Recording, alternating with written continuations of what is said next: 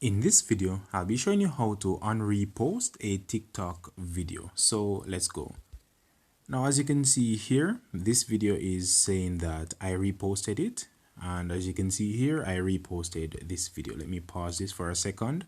Now, reposting the video actually share this video with your audience and how to unrepost a video.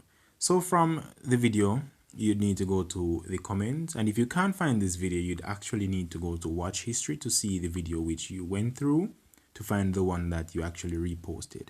Now go to comments, and you need to long press on the video actually here and select remove repost.